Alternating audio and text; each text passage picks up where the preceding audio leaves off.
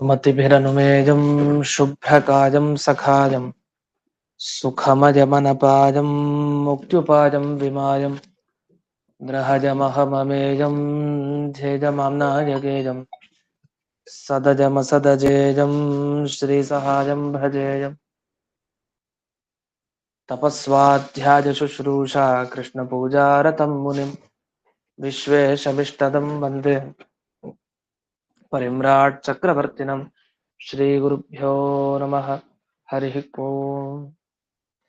श्रियः पत्ये नित्या गणितगुणमाणिक्यविशदप्रभा जालोल्लासोपहत सकलावद्यतमसे जगत् जन्मस्थेमप्रलयरचनाशीलवपुषे नमो शेषाम्नाजस्मृतिहृदयदीप्ताय हरये येन प्रादुरभाविभूमिवरदेवस्तारिगोसन्ततिः प्राबोधिश्रुतिपङ्कजं करुणया प्राकाशितत्वं परं ध्वान्तं ध्वंसमनाजिसाधुनिकरश्चाकारि सन्मार्गकः तेन व्यासदिवाकरेण सततं भात्याजिमेमानसं व्याप्तिर्यस्य निजे निजे नमःसा पक्षे सपक्षे स्थितिः व्यावृत्तिश्च विपक्षतोऽथ विषजे सक्तिर्न वै बाधिते नैवास्ति प्रतिपक्षयुक्तिरतुलं शुद्धं प्रमाणं समे भूयात्तत्त्वविनिर्णयाय भगवान् आनन्दतीर्थो मुनिः भवतीदनुभावात्यडमूकोऽपि वाग्मी जडमतिरपि जन्तुर्जायते प्राज्ञमौलिः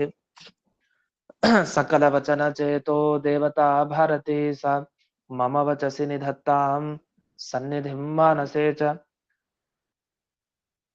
रमानिवासोचितवासभूमिः सन्न्यायरत्नावलिजन्मभूमिः वैराग्यभाग्यो मम पद्मनाभतीर्थामृताब्धिर्भवताद्विभूत्यै पदवाक्यप्रमाणज्ञान् प्रतिवादिमदच्छिदः श्रीमदक्षोभ्यतीर्थाख्यानुपतिष्ठे गुरून् मम श्रीमदानन्दतीर्थार्य सन्मनः सरसे भुवि अनुव्याख्याननलिने चञ्चरीकतिमे मनः न शब्दाब्धौ गाढाः न च निगमचर्चासु चतुराः न च न्याये प्रौढाः न च विदितवेद्या अपि वयं परं श्रीमत्पूर्णप्रमतिगुरु कारुण्यसरणिं प्रपन्नामान्या स्मः किमपि च वदन्तोऽपि महताम् ॐ नारायणं निखिलपूर्णगुणैकदेहं निर्दोषमाप्यतममप्यखिलैः सुवाक्यैः अस्योद्भवादिदमशेषविशेषतोऽपि वन्द्यं सदा प्रियतमं मम सन्नमामि कुपिता हि पणच्छाया समीकृत्या परं सुखं सेवन्ते यत्पदं धीरास्तं भजे वल्लभं श्रियः।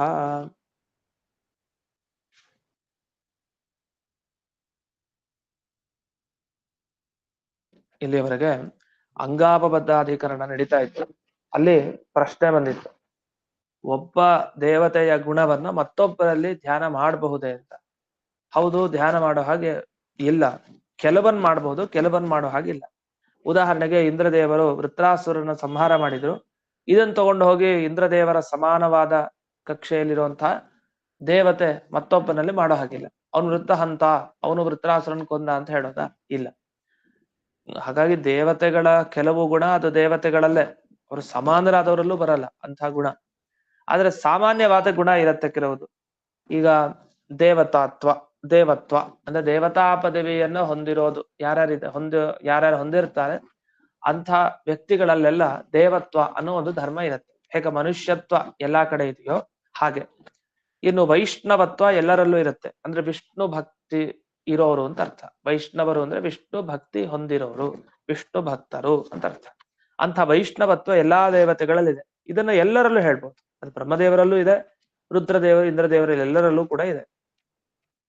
ಹಾಗಾಗಿ ಒಬ್ಬ ದೇವತೆಯ ಗುಣವನ್ನ ಮತ್ತೊಬ್ಬರಲ್ಲಿ ಎಲ್ಲಾ ಉಪಸಂಹಾರ ಮಾಡ್ಲಿಕ್ಕೆ ಬರಲ್ಲ. ಅಂದ್ರೆ ಎಲ್ಲಾ ಗುಣಗಳನ್ನ ಒಬ್ಬರಲ್ಲಿ ಹೇಳಲಿಕ್ಕೆ ಬರಲ್ಲ.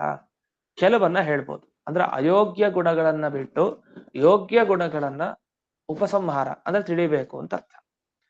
ಇನ್ನಷ್ಟೇ ಅಲ್ಲ, ಓಂ ಮಂತ್ರಾದಿವದ್ವಾ ವಿರೋಧ ಓಂ ಅಂತ ಸೂತ್ರದಲ್ಲಿ ಏನ್ ತಿಳಿಸ್ತಾರೆ. ಈ ಅಗ್ನಿ ಅನ್ನೋ ಶಬ್ದ ತಗೊಂಡ್ರೆ ಉದಾಹರಣೆಗೆ, ಅಗ್ನಿ ಅನ್ನೋ ಶಬ್ದ ಈ ಮನೆಯಲ್ಲಿ ಕಾಣುವಂತಹ ಬೆಂಕಿ ಅಗ್ನಿ ಏನಿದೆ ಅದನ್ನ ಹೇಳುವಂತ ಶಬ್ದ ಅಗ್ನಿ ಅಂತ. ಆದ್ರೆ ಅಷ್ಟೇ ಅಲ್ಲ, ಜಡವಾದ ಬೆಂಕಿಯನ್ನು ಹೇಳಲಿಕ್ಕೆ, ಪಂಚಭೂತಗಳಲ್ಲಿ ಒಂದಾದ ಅಗ್ನಿಯನ್ನು ಹೇಳಲಿಕ್ಕೆ ಅಗ್ನಿ ಶಬ್ದ ಅಷ್ಟೇ ಇಲ್ಲ. ಆ ಅಗ್ನಿ ಶಬ್ದ ಕೇಳಿದಾಗ ದೇವತೆಯನ್ನು ಕೂಡ ತಗೊಳ್ತೇವೆ ಅಗ್ನಿಯನ್ನ. ಹಾಗೆ ಅದೇ ಅಗ್ನಿ ಶಬ್ದ ಕೇಳಿದಾಗ ಆ ಅಗ್ನಿ ದೇವತೆಗೂ ದೇವತೆ ಯಾರೋ ಮುಖ್ಯ ಪ್ರಾಣದೇವರು, ಅವರನ್ನು ತಗೊಳ್ತೇವೆ. ಇನ್ನು ಅಷ್ಟೇ ಅಲ್ಲ, ಅದೇ ಮುಖ್ಯ ಪ್ರಾಣದೇವರಿಗೂ ಶ್ರೇಷ್ಠರಾದವರು ಯಾರು? ಭಗವಂತ. ಅವನನ್ನು ಅಗ್ನಿ ಅನ್ನುವ ಶಬ್ದದಿಂದ ತಗೊಳ್ಬೇಕು. ಅಂದ್ರೆ ಒಂದು ಶಬ್ದ ಇಷ್ಟರ್ಥವನ್ನು ತಿಳಿಸ್ತಾ ಇದೆ. ಒಟ್ಟು 3 ಅರ್ಥ ಅಂತ ಸಾಮಾನ್ಯವಾಗಿ ಹೇಳ್ತಾರೆ. ಒಂದು ಮುಖ್ಯ ಪ್ರಾಣ, ಮತ್ತೊಂದು ಪರಮಾತ್ಮ, ಮತ್ತೊಂದು ಆ ದೇವತೆ, ಹೀಗೆ 3.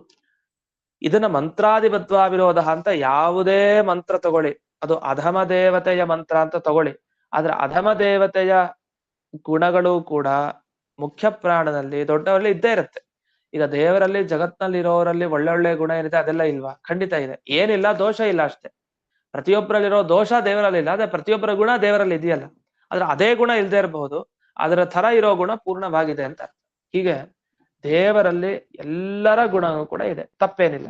ಈಗ ಉದಾಹರಣೆಗೆ ಬ್ರಹ್ಮದೇವರನ್ನು ತಗೊಂತಾರೆ. ಬ್ರಹ್ಮದೇವರು ಭಗವಂತನನ್ನ ಧ್ಯಾನ ಮಾಡ್ತಾ ಇರ್ತಾರೆ. ಹೇಗ್ ಧ್ಯಾನ ಮಾಡ್ತಾರೆ? ಲಕ್ಷ್ಮೀದೇವಿ ಎಷ್ಟು ಗುಣಗಳನ್ನು ಚಿಂತಿಸ್ತಾಳೋ ಅಷ್ಟಂತೂ ಅವ್ರಿಗೆ ಚಿಂತಿಸ್ಲಿಕ್ಕೆ ಸಾಧ್ಯ ಇಲ್ಲ, ಕಡಿಮೆ ಮಾಡ್ತಾರೆ ಧ್ಯಾನ ಮಾಡ್ಬೇಕಾದ್ರೆ. ಈಗ ಲಕ್ಷ್ಮೀ ದೇವಿ ಬಗ್ಗೆ ಬ್ರಹ್ಮದೇವರು ಚಿಂತನೆ ಮಾಡ್ತಾರೆ, ಅವ್ರ ಬಗ್ಗೆ ಧ್ಯಾನ ಮಾಡ್ತಾರೆ. ಲಕ್ಷ್ಮೀ ದೇವಿ ಧ್ಯಾನ ಮಾಡ್ಬೇಕಾದ್ರೆ ಏನ್ ಮಾಡ್ತಾರೆ ಬ್ರಹ್ಮದೇವರು? ದೇವರಲ್ಲಿರೋ ಕೆಲವು ಗುಣ ಬಿಟ್ಟು ಬಿಡ್ತಾರೆ, ಇನ್ನು ಸಾಮಾನ್ಯವಾದ ಗುಣ ತಗೊಂಡು, ಅದು ಲಕ್ಷ್ಮೀಲಿರೋ ಗುಣ ಇರುತ್ತೆ, ದೇವರಲ್ಲಿ ಗುಣ ಇರುತ್ತೆ, ಅದ್ ಎರಡನ್ನೂ ತಗೊಂಡು ಅವರು ಉಪಾಸನೆ ಮಾಡ್ತಾ ಇರ್ತಾರೆ. ಅಷ್ಟೇ ಅಲ್ಲ, ಲಕ್ಷ್ಮೀ ದೇವಿಯ ಧ್ಯಾನ ಮಾಡ್ಲಿಕ್ಕೆ ಇಂದ್ರದೇವರು ಕೆಲವು ಗುಣ ತಗೊಂತಾರೆ, ಸರಸ್ವತಿನೂ ತಗೊಳ್ತಾರೆ. ಹೀಗೆ ಯಾರ್ಯಾರು ಯಾವ ಗುಣವನ್ನು ತಗೊಳ್ತಾರೆ ಅಂದ್ರೆ ಅಧಮ ದೇವತೆಗಳು, ಬ್ರಹ್ಮದೇವರಿಗಿಂತ ಕೆಳಗೆ ಇರೋರು, ಅವ್ರು ಯಾವ ಸದ್ಗುಣಗಳಿಂದ ದೇವರ ಧ್ಯಾನ ಮಾಡ್ತಾರೋ ಬ್ರಹ್ಮದೇವರು ಅದನ್ನೆಲ್ಲ ಮಾಡೇ ಇರ್ತಾರೆ. ಹೀಗೆ ಒಬ್ಬ ದೇವತೆಯ ಗುಣವನ್ನ ಮತ್ತೊಬ್ಬನಲ್ಲಿ ಹೇಳೋದು ಅನ್ನೋದು ತುಂಬಾ ವಿಚಾರಣೀಯವಾದ ಅಂಶ. ವ್ಯತ್ಯಾಸ ಆಗ್ಬಿಡತ್ತೆ, ಹುಷಾರಾಗಿರ್ಬೇಕು ಅಂತ. ಇಷ್ಟು ಈ ಅಂಗಾವಬದ್ಧಾಧಿಕರಣದಲ್ಲಿ ತಿಳಿಸ್ತಾ ಕೊನೆಗೆ ಅಧಮರ ಗುಣವನ್ನ ಉತ್ತಮರಲ್ಲಿ ಮಾಡಬಹುದು, ತೊಂದರೆ ಇಲ್ಲ. ಆದ್ರೆ ಅಧಮರ ಗುಣ ಅಂದ್ರೆ ಅವಗುಣ ಅಲ್ಲ, ಅಧಮರ ಗುಣಗಳೇ. ತಮ್ಮಗಿಂತ ಕೆಳಗಿನವರ ಗುಣ ಇರುತ್ತೆ, ಸದ್ಗುಣಗಳು. ಆ ಸದ್ಗುಣಗಳನ್ನ ಉಪಸಂಹಾರ ಅಂದ್ರೆ ದೇವರಲ್ಲಿ ಧ್ಯಾನ ಮಾಡ್ತಾ ಅದನ್ನು ಸೇರಿಸ್ಕೊಳ್ಬಹುದು. ಆದ್ರೆ ಅವರ ಪ್ರಮಾಣ ಬೇರೆ, ಈ ಉತ್ತಮ ಭಕ್ತರು ಮಾಡೋ ಪ್ರಮಾಣ ಬೇರೆ. ಧ್ಯಾನ ಮಾಡೋದು ಇವಾಗ ಹಯಗ್ರೀವ ದೇವರ ಧ್ಯಾನ, ನರಸಿಂಹ ದೇವರ ಧ್ಯಾನ, ಒಬ್ಬೊಬ್ರು ಒಂದೊಂದು ದೇವರ ಧ್ಯಾನ ಮಾಡ್ತಾರೆ. ಅಲ್ಲಿ ಹಯಗ್ರೀವನ ಎಷ್ಟೆಷ್ಟು ಗುಣಗಳಿದೆ ಅಷ್ಟು ಗುಣಗಳನ್ನ ಬ್ರಹ್ಮದೇವರು ಮಾಡೋ ತರ ಇನ್ನೊಬ್ರು ಮಾಡ್ಲಿಕ್ಕೆ ಸಾಧ್ಯ ಇಲ್ಲ. ಹಾಗಂತ ಇಂದ್ರದೇವರು ಮಾಡಿದ್ದನ್ನು ಬ್ರಹ್ಮದೇವರು ಮಾಡೇ ಇರ್ತಾರೆ, ಯಾಕಂದ್ರೆ ಅವರ ಪದವಿ ಅಷ್ಟು ದೊಡ್ಡದು, ಉತ್ತಮ ಕಕ್ಷೆಯಲ್ಲಿ ಇರೋದು. ಈ ಅರ್ಥದಲ್ಲಿ ಈ ಅಂಗಾವಬದ್ಧಾಧಿಕರಣವನ್ನ ತಿಳಿಬೇಕು ಅಂತಿಷ್ಟು ಹೇಳಿ ಈಗ ಆ ಬ್ರಹ್ಮಸೂತ್ರದ ಅರ್ಥವನ್ನು ನೋಡೋಣ. ಓಂ ಅಂಗಾವಬದ್ಧಾಸ್ತು ನ ಶಾಖಾಸು ಪ್ರತಿವೇದಂ ಓಂ ಅಂತ ಬ್ರಹ್ಮಸೂತ್ರ. ಅಂಗ ಅವಬದ್ಧ ಅಂದ್ರೆ ಪರಮಾತ್ಮನ ಅಂಗ ಅಂದ್ರೆ ಅವನ ಕೈ ಕಾಲು ಮುಂತಾದ ಅಂಗಗಳಲ್ಲಿ ಅವಬದ್ಧ ಬಂಧಿತರಾಗಿದ್ದಾರೆ, ಸೇರ್ಕೊಂಡಿದ್ದಾರೆ, ಕಟ್ ಹಾಕಿದ್ದಾರೆ ಅಂತ ಅರ್ಥ. ಇಂಥ ದೇವತೆಗಳನ್ನ ಹೇಗೆ ಉಪಾಸನೆ ಮಾಡಬೇಕು? ಆ ಭಗವಂತನ ಪರಿವಾರ ಇವರೆಲ್ಲ ಅಂತ ಉಪಾಸನೆ ಮಾಡಬೇಕು.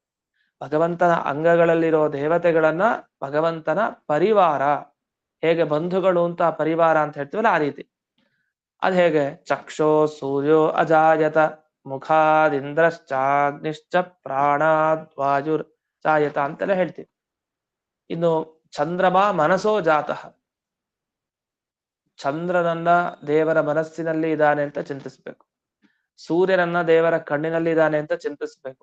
ಅಂಗ ಅವಬದ್ಧ, ಆಯಾಯ ಕಣ್ಣು ಮನಸ್ಸು ಮುಂತಾದ ಭಗವಂತನ ಅಂಗಗಳಲ್ಲಿ ದೇವತೆಗಳಲ್ಲಿ ಸೇರ್ಕೊಂಡಿದ್ದಾನೆ. ಆ ದೇವತೆಗಳ ಧ್ಯಾನವನ್ನು ಹಾಗೆ ಮಾಡ್ಬೇಕು ಪರಿವಾರವನ್ನಾಗಿ. ಯಾಕೆ ಅಂದ್ರೆ ಪ್ರತಿವೇದಂ ನಶಾಖಾಸು ಅಂತೇಳಿ ಹೇಳಿದೆ. ಅಂದ್ರೆ ಶಾಖೆಗಳಲ್ಲಿ ಪ್ರತಿಯೊಂದು ಶಾಖೆ ಅದು ಯಾವ ಶಾಖೆ? ಋಕ್ ಶಾಖೆ, ಶಾಖೆ, ಸಾಮ ಶಾಖೆ, ಅಥರ್ವ ಶಾಖೆ. ಪ್ರತಿಯೊಂದು ಶಾಖೆಗಳಲ್ಲಿ ಬ್ರಹ್ಮಾದಿ ದೇವತೆಗಳ ಗುಣ ಇದೆಯಲ್ಲ ಅದೆಲ್ಲ ವ್ಯತ್ಯಾಸ ಇದೆ.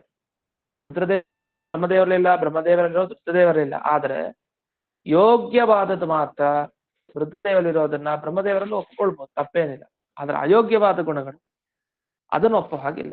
ಹೀಗೆ ಅಂಗಾವಬದ್ಧರಾದ ದೇವತೆಗಳನ್ನ ಅಂಗಗಳಲ್ಲಿ ಮಾಡುವ ಚಿಂತನೆ. ಹಾಗೆ ಪ್ರತಿಯೊಬ್ಬ ದೇವತೆಗಳಲ್ಲೂ ಕೂಡ ತಾರತಮ್ಯ ಇದೆ, ಒಬ್ಬೊಬ್ಬ ದೇವತೆಯಲ್ಲಿರೋ ಗುಣ ಮತ್ತೊಬ್ಬರಲ್ಲಿ ಬರಲ್ಲ. ಇಷ್ಟು ವಿಚಾರ. ಇನ್ನು ಮುಂದಕ್ಕೆ ಹೋಗೋಣ. ಭೂಮಾಧಿಕರಣಂ ಅಂತ ಹೊಸ ಅಧಿಕರಣ. ಇಲ್ಲಿ ಬರುವಂತಹ ಬ್ರಹ್ಮಸೂತ್ರ ಓಂ ಭೂಮ್ನಃ ಕ್ರತುವತ್ ಜ್ಯಾಯಸ್ತ್ವಂ ತಥಾಚ ದರ್ಶಯತಿ ಓಂ ಅಂತ. ಈ ಸೂತ್ರ ಬಹಳ ಮುಖ್ಯ. ಯಾಕೆಂದ್ರೆ ಈ ಸೂತ್ರವನ್ನ ಮಾಯಾವಾದ ಖಂಡನ ಪ್ರಕರಣ ಏನಿದೆ, ಆಚಾರ್ಯರು ಬರೆದ ಗ್ರಂಥ ಖಂಡನತ್ರಯದಲ್ಲಿ ಒಂದು, ಅದರ ಕೊನೆಗೆ ಹೇಳ್ತಾರೆ ಈ ಸೂತ್ರವನ್ನ ಉದಾಹರಿಸ್ತಾರೆ.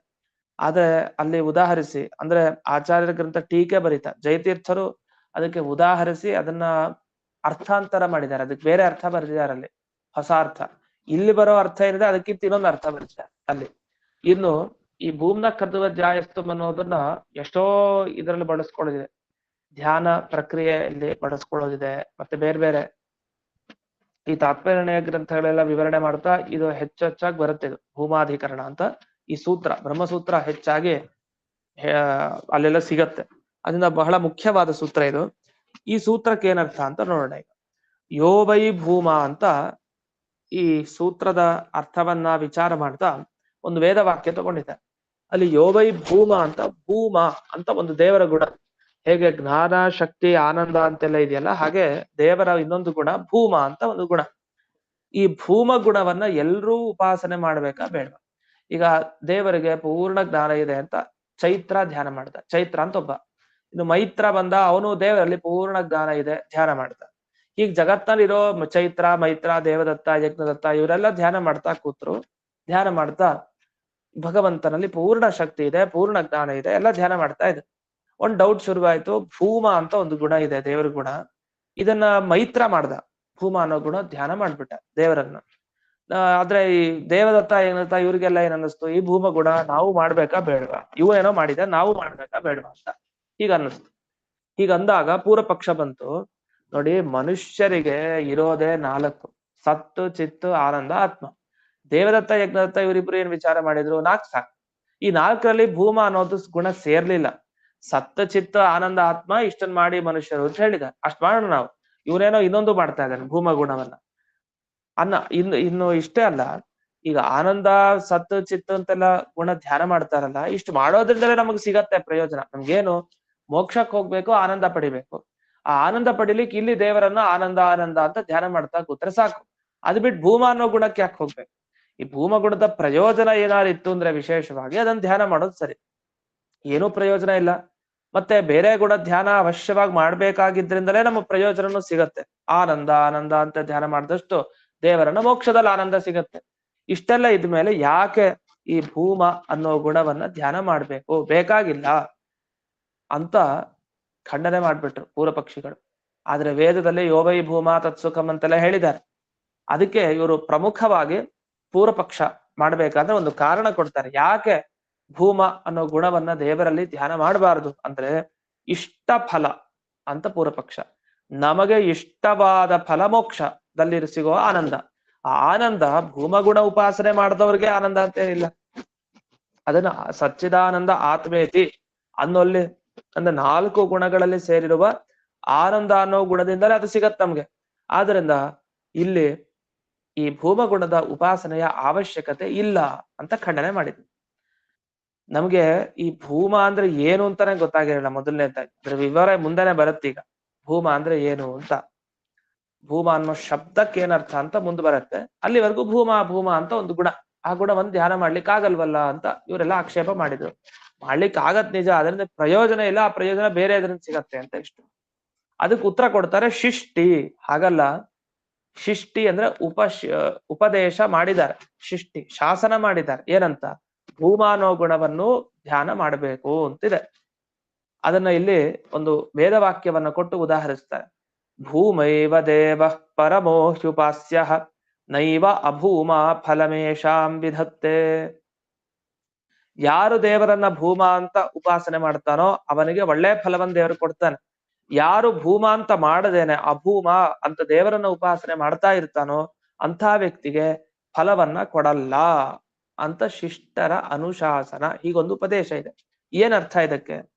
ಭೂಮ ಅನ್ನೋ ಶಬ್ದಕ್ಕೆ ಪೂರ್ಣ ಅಂತ ಅರ್ಥ. ಪೂರ್ಣ, ಭೂಮ ಅಂದ್ರೆ ಪೂರ್ಣ ಅಂತ ಅರ್ಥ ಅಷ್ಟೆ. ಪೂರ್ಣವಾಗಿರೋದು ಅಂತಂದ್ರೆ ಹೌದು, ಪೂರ್ಣವಾದ ಆನಂದ, ಪೂರ್ಣವಾದ ಜ್ಞಾನ, ಪೂರ್ಣವಾದ ಸ್ವಾಮಿತ್ವ ಎಲ್ಲ ಪೂರ್ಣ. ಆ ಭೂಮತ್ವ, ಪೂರ್ಣತ್ವ ಅನ್ನೋದೇನಿದೆ ಅದನ್ನ ಚೆನ್ನಾಗಿ ದೇವರಲ್ಲಿ ಧ್ಯಾನ ಮಾಡ್ಬೇಕು. ಯಾಕೆ? ಅನುಶಾಸನ ಇದೆ. ಅದನ್ನ ಭೂಮ ಅನ್ನೋ ಗುಣ ಉಪಾಸನೆ ಮಾಡೋದ್ರಿಂದ 4 ಭಂಗ ಏನ್ ಬರಲ್ಲ. 4 ಗುಣಗಳನ್ನ ಪೂರ್ಣ ಪೂರ್ಣ ಅಂತ ತಿಳ್ಕೊಳ್ಬೇಕಷ್ಟೆ. ಅದು ನಮ್ಗೆ ಎಲ್ಲೇ ಎಡವಟ್ಟಾಯ್ತು ಅಂದ್ರೆ, ಇವ್ರು ಏನೋ ಭೂಮ ಅನ್ನೋ ಗುಣ ಉಪಾಸನೆ ಮಾಡ್ಬೇಕು ಅಂದ್ರೆ ಹೊಸ ಗುಣ ಹೇಳ್ತಾ ಇದಾರೆ ಇವ್ರು ಅಂತ. ಹೊಸದಲ್ಲ ಅದು. ಆನಂದ ಪೂರ್ಣ ಅಂದ್ರು, ಆನಂದ ಭೂಮ ಅಂದ್ರು ಒಂದೇ ಅರ್ಥ. ಹಾಗೆ ಜ್ಞಾನ ಪೂರ್ಣ ಅಂದ್ರು, ಜ್ಞಾನ ಭೂಮ ಅಂದ್ರು ಒಂದೇ. ಭೂಮ ಅನ್ನೋ ಶಬ್ದಕ್ಕೆ ಪೂರ್ಣ ಅಂತ ಅಷ್ಟೇ ಅರ್ಥ. ಹಾಗಾಗಿ ಎಲ್ಲರೂ ಕೂಡ ಉಪಾಸಕರು ಭೂಮ ಅನ್ನೋ ಗುಣವನ್ನ ಉಪಾಸನೆ ಮಾಡ್ಲೇಬೇಕು. ಈಗ ಸಂಭೃತಿ ಅಂತ ಒಂದು ಗುಣ ಇದೆ, ಮುಂಚೆನೂ ಬಂತು. ಸಂಭೃತಿ ದಿವ್ಯಾಪ್ತಿ ಬ್ರಹ್ಮಸೂತ್ರನೂ ಇದೆ. ಸಂಭೃತಿ ದಿವ್ಯಾಪ್ತಿ ಚಾತಃ ಅಂತ ಒಂದು ಬ್ರಹ್ಮಸೂತ್ರ ಇದೆ. ಅಲ್ಲಿ ಹೇಳ್ತಾ ಏನ್ ಹೇಳಿದ್ರು, ದೇವರು ನಮ್ಮನ್ನೆಲ್ಲ ಧರಿಸಿದ್ದಾನೆ. ಸಂಭೃತಿ ದಿವ್ಯಾಪ್ತಿ, ಮತ್ತೆ ಅವನ ವ್ಯಾಪ್ತಿ ದ್ಯುಲೋಕ ಅಂತರಿಕ್ಷ ಲೋಕದಲ್ಲೂ ಅವನ ವ್ಯಾಪ್ತಿ ಇದೆ ಅಂತೆಲ್ಲ ಗುಣ ಇದೆ ದೇವರದು. ಈ ಸಂಭೃತಿ ದಿವ್ಯಾಪ್ತಿ ಅನ್ನೋ ಗುಣವನ್ನು ದೇವರಲ್ಲಿ ಧ್ಯಾನ ಮಾಡ್ಬೇಕೋ ಬೇಡವೋ ಅಂತ ಬಂದಿತ್ತು. ಆದ್ರೆ ಅದನ್ನ ಎಲ್ರೂ ಮಾಡೋ ಹಾಗಿಲ್ಲ. ಯಾರಿಗೆ ಯೋಗ್ಯತೆ ಇದೆಯೋ ಅವ್ರು ಮಾಡ್ತಾರೆ. ಹಾಗೆ ಇದನ್ನು ಮಾಡಬಾರ್ದು ಅಂದ್ರೆ ಹಾಗಲ್ಲ. ಭೂಮ ಅನ್ನೋ ಶಬ್ದಕ್ಕೆ ನಿಮಗೆ ಅರ್ಥವೇ ಆಗಿಲ್ಲ, ಈಗ ಸ್ಪಷ್ಟಪಡಿಸಿದೀವಿ. ಭೂಮ ಅಂದ್ರೆ ಪೂರ್ಣ, ಅದನ್ನ ಎಲ್ರೂ ಮಾಡ್ಲೇಬೇಕು. ಅದರಿಂದ 4 ಗುಣಗಳಲ್ಲೇ ಅದು ವಿಶಿಷ್ಟತೆಯನ್ನು ತಿಳಿಸ್ಲಿಕ್ಕೆ ಬಳತಿರೋದಷ್ಟೇ. ಅದೇ ಒಂದು ಹೊಸದಾಗ್ ಗುಣ ಅಂತಿಲ್ಲ ಭೂಮ ಅಂತ. ಸಚ್ಚಿದಾನಂದ ಆತ್ಮ ಅನ್ನೋಲ್ಲಿ ಅದು ಭೂಮ ಅಂತ ಸೇರಿಸ್ಕೊಂಡು ಧ್ಯಾನ ಮಾಡ್ಬೇಕು ಅಂತ ಅಷ್ಟೇ ಅರ್ಥ. ಇನ್ನು ಈ ಬ್ರಹ್ಮಸೂತ್ರದ ಅರ್ಥವನ್ನು ನೋಡೋಣ. ಭೂಮ್ನಃ ಜ್ಯಾಯಸ್ತ್ವಂ, ಎಲ್ಲಾ ಗುಣಗಳಿಗಿಂತ ಶ್ರೇಷ್ಠ ಗುಣ ಅಂದ್ರೆ ಭೂಮ ಗುಣ ಅಂತ. ಅಂದ್ರೆ ಪೂರ್ಣತೆ. ಎಲ್ಲರಲ್ಲೂ ಅಪರಿಪೂರ್ಣತೆ ಇದೆ, ಭಗವಂತನಲ್ಲಿ ಮಾತ್ರ ಪರಿಪೂರ್ಣತೆ ಇದೆ. ಆ ಪರಿಪೂರ್ಣತೆ ಅನ್ನೋ ಗುಣ ಮಾತ್ರ ಯಾವತ್ತೂ ಬಿಡಬಾರ್ದು ನಾವು ಚಿಂತಿಸ್ತಾ. ದೇವರಲ್ಲಿ ಪರಿಪೂರ್ಣ ಜ್ಞಾನ, ಪರಿಪೂರ್ಣ ಆನಂದ, ಪರಿಪೂರ್ಣ ಶಕ್ತಿ, ಆ ಪರಿಪೂರ್ಣತ ಅನ್ನೋದೇನಿದೆ ಆ ಭೂಮ ಗುಣ, ಅದರ ಧ್ಯಾನ ಮಾಡ್ಲೇಬೇಕು ಒಬ್ಬ ಉಪಾಸಕ. ಅದನ್ನ ಬಿಟ್ಟ ಅಂದ್ರೆ ವ್ಯರ್ಥ. ಅದಕ್ಕೆ ನಾರಾಯಣಂ ನಿಖಿಲ ಪೂರ್ಣ ಗುಣೈಕ ದೇಹಂ ಅಂತ ನಾವು ಮಂಗಳ ಶ್ಲೋಕದಲ್ಲೆಲ್ಲ ಆಚಾರ್ಯರ ಮಾತುಗಳನ್ನು ಗಮನಿಸ್ತಾ ಪರಿಪೂರ್ಣ ಪೂರ್ಣ ಅಂತ ಹೇಳ್ತಾನೆ ಇರ್ತಾರೆ ಮಧ್ವಾಚಾರ್ಯರು. ಯಾಕೆ ಈ ರೀತಿ ಹೇಳ್ತಾರೆ ಪೂರ್ಣ ಅನ್ನೋ ಶಬ್ದ, ಅಥವಾ ಅಖಿಲ ಅಂತ ಕೆಲವು ಸರಿ ಹೇಳ್ತಾರೆ, ಎಲ್ಲ ಪೂರ್ಣ ಇದೆಲ್ಲ ಹೇಳ್ತಾರೆ. ಯಾಕೆ? ಅದು ಬ್ರಹ್ಮಸೂತ್ರದಲ್ಲಿ ಇದೆ ಆ ವಿಷಯ. ಭೂಮೋಪಾಸನೆ ಮಾಡ್ಬೇಕು ಅಂತಿದೆ, ವೇದವ್ಯಾಸರು ತಿಳಿಸಿದ್ದಾರೆ. ಆಗ ಭೂಮ ಅನ್ನೋ ಉಪಾಸನೆಯನ್ನ ಮಾಡ್ಲೇಬೇಕು. ಜ್ಯಾಯಸ್ತ್ವಂ ಭೂಮ್ನಃ ಜ್ಯಾಯಸ್ತ್ವಂ, ಈ ಭೂಮ ಅನ್ನೋ ಗುಣಕ್ಕೆ ಹೆಚ್ಚುಗಾರಿಕೆಯನ್ನು ಕೊಟ್ಟಿದ್ದಾರೆ. ಜ್ಯಾಯಸ್ತ್ವಂ ಯಾಕೆ? ಕ್ರತುವತ್ ಅಂತ. ಈ ಒಂದು ಯಾಗ, ದೀಕ್ಷಾಪ್ರಾಯಣೇ ಯಾಗ, ಈ ಒಂದಿಷ್ಟು ಯಾಗಗಳೆಲ್ಲ ಇರುತ್ತೆ. ಆ ಯಾಗದಲ್ಲಿ ಕೆಲವು ಅವಶ್ಯ ಮಾಡ್ಲೇಬೇಕು. ಆ ಯಾಗಗಳಲ್ಲಿ ಕೆಲವು ಭಾಗಗಳನ್ನ ಈಗೆಲ್ಲ ಇದನ್ ಮಾಡ್ತಾರಲ್ಲ. ಈಗ ಹೋಮ, ಒಂದು ಸಾಧಾರಣವಾಗಿ ಹೋಮ ಮಾಡ್ಬೇಕಾದ್ರೆ ಗಣಪತಿ ಪೂಜೆ, ನಿರ್ವಿಘ್ನತೆ ಸಿದ್ಧಿಗೋಸ್ಕರ, ಮತ್ತೆ ನವಗ್ರಹ ಪೂಜೆ ಎಲ್ಲ ಮಾಡೇ ಮಾಡ್ತಾರೆ. ಅದು ಮುಖ್ಯ. ಅದನ್ನ ಯಾವ ಹೋಮ ಮಾಡಿದ್ರು ಅದನ್ನು ಮೊದಲು ಮಾಡ್ಲೇಬೇಕು. ಪುಣ್ಯಾಹ ವಾಚನ ಇದೆಲ್ಲ ಮಾಡ್ಲೇಬೇಕು. ಮಾಡ್ದೇನೆ ಆ ಕಾರ್ಯಕ್ರಮ ಇಲ್ವೇ ಇಲ್ಲ, ಸಾಂಗತೆ ಬರೋದೇ ಇಲ್ಲ ಅದಕ್ಕೆ. ಅದು ತುಂಬಾ ಮುಖ್ಯ. ಅದು ಎಲ್ಲಾ ಯಾಗದಲ್ಲೂ ಕೂಡ ಅದರ ಅನುವೃತ್ತಿ ಇದ್ದೇ ಇರುತ್ತೆ. ಆ ತರ ಇದು ಶ್ರೌತ ಯಾಗಗಳಲ್ಲಿ ಹೇಳ್ತಾರೆ. ವೇದದಲ್ಲಿ ಹೇಳಿದ ಯಾಗ ದೀಕ್ಷಾಪ್ರಾಯಣಿ ಯಾಗಾದಿಗಳ ಒಂದು ಗುಂಪಿದೆ, ದೀಕ್ಷಾಪ್ರಾಯಣಿ ಅಂತ. ಆ ಯಾಗಗಳ ಗುಂಪೇನಿದೆ, ಅದನ್ನ ಎಲ್ಲಾ ಯಾಗದ ಮೊದಲಿಗೂ ಕೂಡ ಮಾಡ್ತಾ ಇರ್ತಾರೆ ವೇದದಲ್ಲಿ ಬರೋ ಯಾಗಗಳಲ್ಲಿ. ಅದ್ ಯಾಕೆ ಅಂದ್ರೆ ಅಲ್ಲಿ ಪ್ರಮಾಣ ಇದೆ.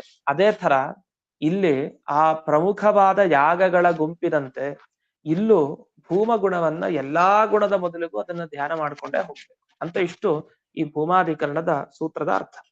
ಇನ್ನು ಮುಂದೆ ಹೊಸ ಅಧಿಕರಣ ನಾನಾ ಶಬ್ದಾಧಿಕರಣಂ ಅಂತ. ನಾನಾ ಶಬ್ದಾಧಿಕರಣಂ ಅಂತ ಅಂದ್ರೆ ಈ ಭೂಮ ಅನ್ನೋ ಗುಣ ಇದೆಯಲ್ಲ, ಇದನ್ನ ಅನೇಕ ತರ ಉಪಾಸನೆ ಮಾಡ್ಬೇಕಂತೆ. ಅನೇಕ ಪ್ರಕಾರ ಇದೆ. ಯಾಕೆಂದ್ರೆ ಅನೇಕ ಶಬ್ದಗಳಿಂದ, ಅಂದ್ರೆ ಆಗಮ ಪ್ರಮಾಣ, ಅನುಮಾನ ಪ್ರಮಾಣ, ಪ್ರತ್ಯಕ್ಷ ಪ್ರಮಾಣ, ಅನೇಕ ರೀತಿಯಾಗಿ ಈ ಭೂಮ ಗುಣ ಕಾಣುತ್ತಂತೆ. ಇದಕ್ಕೆ ಏನರ್ಥ? ಅನೇಕ ರೀತಿ ಕಾಣೋದು ಭೂಮ ಗುಣ ಅಂದ್ರೆ ದೇವರಲ್ಲಿರೋ ಪರಿಪೂರ್ಣತೆ ಅನೇಕ ತರ ಇದೆ ಅಂತ ಅರ್ಥನಾ? ಏನು ಅಂತೆಲ್ಲ ಸ್ವಲ್ಪ ಗೊಂದಲ ಇದೆ.